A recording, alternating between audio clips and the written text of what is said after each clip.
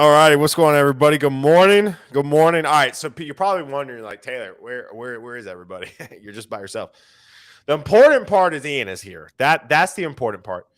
Dan had a flight cancel yesterday and rescheduled today, so that was like super last minute. And then Jake is fall breaking it with his family in the mountains.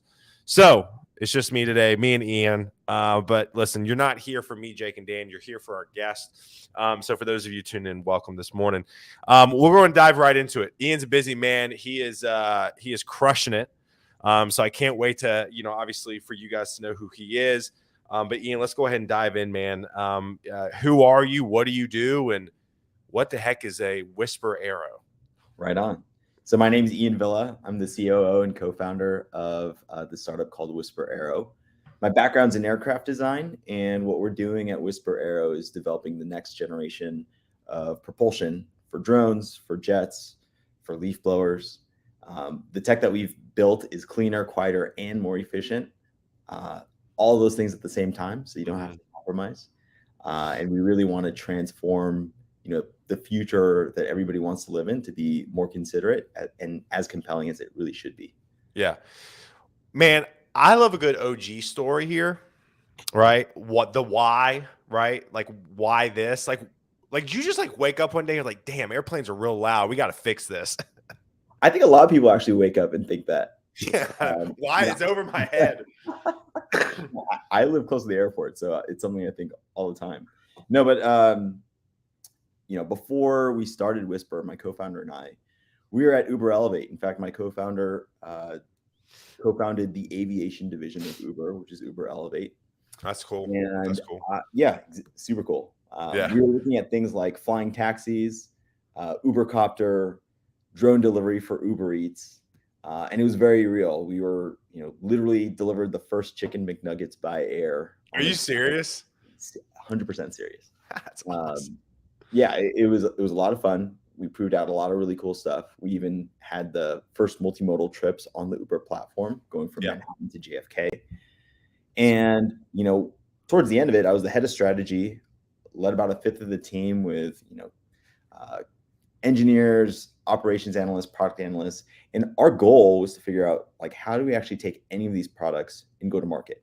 No matter where you were in the world, no matter whether we were looking at delivery drones or air taxis, the key question is like, okay, it's cool if you can prove it out and do like one-off experiments. How do you actually make a business out of this? And the biggest thing that we realized from all these simulations, using all this Uber data and trip data, transportation models, is that you have to be much, much quieter to get to scale.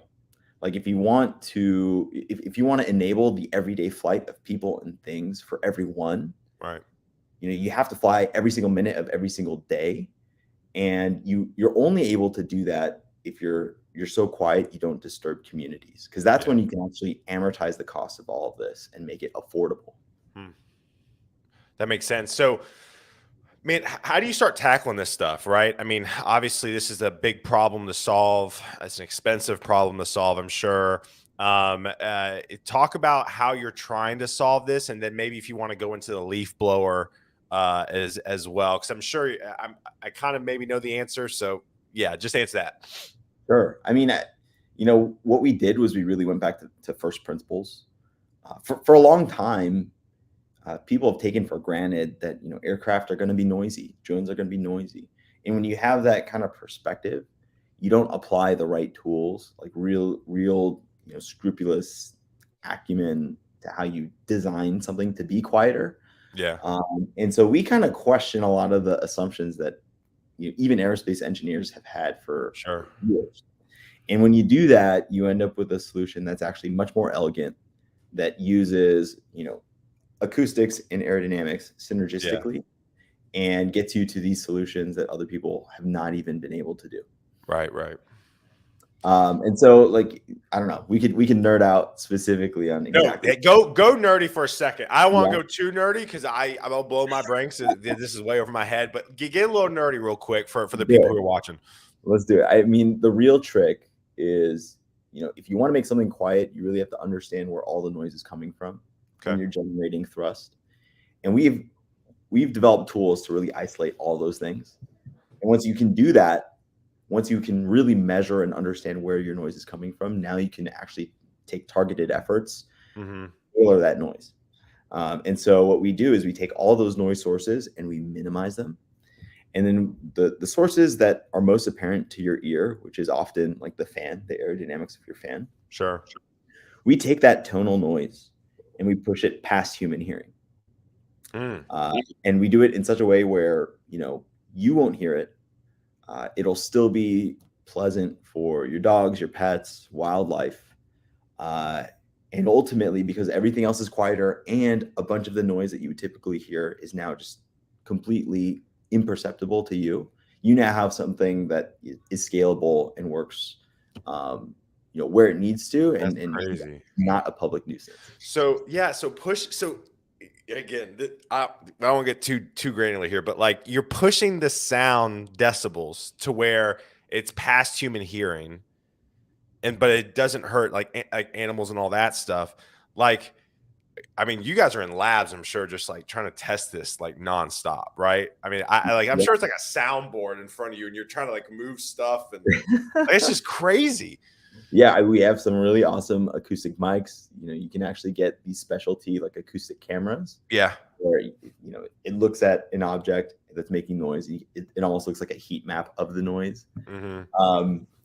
Yeah, we have really high confidence over all of this stuff.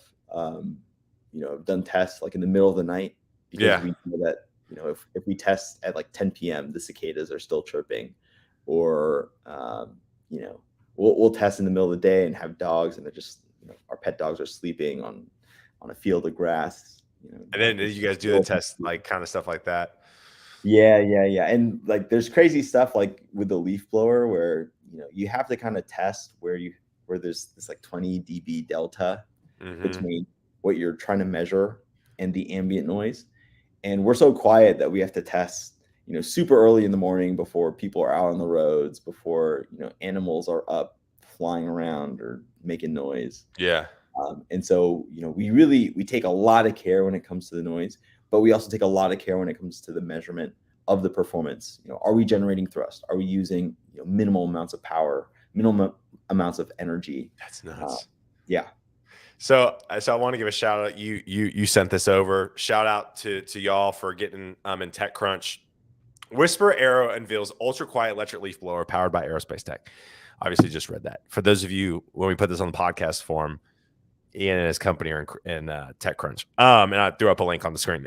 So talk about this, man. I mean, obviously, super exciting stuff. If you just want to run through this real quick and just maybe like what's next after this. Yeah, the leaf blower for us is super exciting. Our base, the whole team, has an aerospace background. You have folks coming from Skunk Works, from NASA, from Boeing, from Northrop Grumman. And while our first products and prototypes have been in the aerospace field, the leaf blower has been really interesting for us because we always knew we wanted to really change the commercial world and make an impact to consumers. And the tricky part is, you're taking this aerospace tech, which is super high performance, but expensive, and now you need to make it really low cost. And the leaf blower was a way where we could kind of synergistically take tech that we already knew was proven, right, and now just solve the manufacturing problem in an application that everybody is aware of and everybody is wants a solution like badly. And so now that we have this leaf blower proven out, tested, and showing that we're actually not only delivering quieter, 40 times quieter performance, but also 40% more air and 40% less energy than even some of the best backpack leaf blowers out there, that's a game changer. And now you have the spectrum of, high-end, expensive aerospace product, really low-cost, consumer-friendly product, everything in between, from HVACs, from delivery drones, from wind turbines or carbon capture. That's fair game. And as we scale, that's we're able to tell that story and say it with confidence. That's cool. So let me ask you this, like, and again, this is like my 2 cents. Like, I can't imagine there's like a lot of people clamoring and being like, we need quieter leaf blowers, right? So or maybe there is again, right? So correct me here. What I guess what's the end goal? Is the end goal to provide daily individuals like quieter things, especially as big cities and and sound pollution, all that stuff? It's kind of an OG story question, but also too kind of the future question. Where do you see this going to where it really meets, where you're able to sell enough and to move enough product and all that? Yeah. So Whisper as a company, we're a propulsion startup. When Boeing makes an aircraft, they don't build the engine. They buy an engine from a Pratt & Whitney or a GE Aviation or a Rolls. Yeah. And so we see ourselves in the aerospace world as kind of like that next generation electric propulsion provider, whether that's a drone or whether that's a large aircraft. Yeah. And the tech scales. So even for leaf blowers or HVAC systems, these are products where moving air matters a lot. And there's a lot of other components to that. Like a leaf blower, you've got batteries, you have triggers, you have controllers. We want to be providing that air moving solution. And in some cases, we'll be licensing tech. In other cases, we'll actually be producing that and integrating it on board. But you can think of Whisper as this next generation propulsion provider for all things that need to move air. And we think that if we can do this with tech that is cleaner, quieter, and more efficient than anything else out there, that we are providing a future that's as considerate as it is compelling. Well, so the brand that pops up, when I'm talking to you, the brand to me that pops in my head where I'm like, I think there's a lot of similarities, but also they could use your technology is Dyson. Get that a lot. Yeah. Right. So it's Dyson is a vacuum cleaner, right? At the end of the day, it's like a vacuum cleaner, but what Dyson's made vacuum means sexy, right? Almost in a way with the way they do it, the way they go about the engineering side of things, then they're getting into some other areas as well. You see those air purifying masks now they have with the headphones and yada, yada. But I could see Dyson potentially using your product in their machines. Is that something that could happen? You could have these vendors looking at you to adopt your technology into their things. Okay. Absolutely. We'd love to talk to a Dyson. Yeah. Dyson, if you're watching. Exactly. Already in. But partnerships a great thing. Okay. And so, specifically with the leaf blower, we're talking to a number of folks to figure out what is the right partnership strategy, who are the people that kind of are culturally aligned with our view of the world and really want to deliver a game-changing product for people. Not only for landscapers, but also the people that have to live with the landscapers around them. Yeah.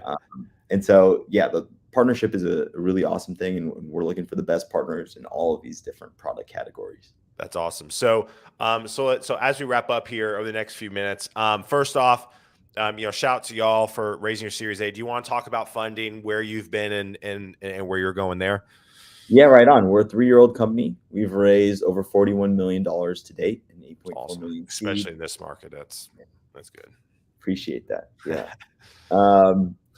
Things are looking great. And ambitious tech, especially hardware, takes a lot of capital. And so we've had to have, much larger capital raises. Yeah. I think we're in a good space where we're going to be able to, as a hardware startup, generate revenue and show progress towards multiple diversified product lines, not just a leaf blower licensing agreement, but also propulsion for aerospace. Yeah. And when you do that, I think that puts us in a really great position about a year from now to actually start talking about and thinking about a Series B seriously. Real quick, this popped into my head too, because we're talking about drones and the McNuggets. That's still in my brain. I'm obviously hungry. I need to go eat breakfast. But I could also see if we want to start going vertical with our transportation, right? If you hear a drone, you hear that shit coming from a mile away. It's it's like a gnat. So I can see how your technology is going to be so needed in the future of air. Because if you have, all these things flying around your head, it's going to get so noisy. Totally. I need to send you a video. I mean, we've got yeah, please. We had a demonstrator drone we've been flying for about a year and a half just to prove people how quiet we could be through the sky. And when it flies overhead 200 feet above in rural Tennessee, so this is not like a noisy city. Yeah, I'm in rural Tennessee. It's quiet. Yeah, it's inaudible from 200 feet. That's crazy. Yeah, that's crazy. Yeah, and that's so awesome. When you apply this tech for things like delivery drones, now you're talking about something that's able to hover at like 50 feet. Yeah, and blend into the background. Yeah, that's cool. You're talking about 9-seat jets being able to really take off from airports that have traditionally complained, like Santa Monica Airport or San Carlos Airport. Oh, really? And now actually not only be productive, but like responsibly quiet for the communities around them. And not just that, that's really true for almost any airport, right? Yeah. Like when you stand up in an airport, you kind of have to really think about the acoustics and the communities around it. Yep. If we all want to fly more and like people are continuing to move and travel and across different places, then we really have to be responsible and considerate about the way that we move and the impact that we have on other people's lives. And so this noise impact, when you travel more, it matters a whole lot. And unless we're proactive about it, we're just going to end up with kind of like a noisier world. And so Whisper allows us to actually solve that and get to more sustainable solutions that can use less energy, but also take us much further. That's awesome. If people want to, hiring real quick, what are you looking for? If anybody watches this now or in the future, how can people find you? What are you looking for? What type of people do you want? Just kind of give the rundown of that, and then we'll wrap up here. Right on. Yeah, we're continuing to grow. We're looking for talent in Tennessee. We have some awesome team members that have come from, like I said, Skunkworks, Northrop Grumman, NASA, Rolls-Royce, just kind of best ofs. And we're looking for engineers, technicians, as we spool up, more test activities, more manufacturing activities to deliver our first aerospace thrusters to customers, as well as refine some of these newer commercial products for things like leaf blowers. That's awesome. That's awesome. Well, cool. Awesome. Ian, thank you for hanging out with me today. Appreciate it, buddy. Best of luck in San Fran. Stay on real quick so I can invite you off air. But y'all, thank you again for tuning in. Even if you did not comment, thank you for tuning in. We appreciate it. And we are back next week. Who we got next week on the show? Actually, not next week. The following week. Oh, yeah. So in 2 weeks, Ian actually met this guy at 3686, Wade Austin. Wade has a company that basically tries to get your local farmers to try to get their goods into your home, right? So like local farmers within your region, how to buy specifically and directly from them. So they're like kind of like the Uber for local farms, or Instacart for local farms. So that's so cool. 2 weeks. Yep. All right, y'all have a good one. Take it easy. Peace.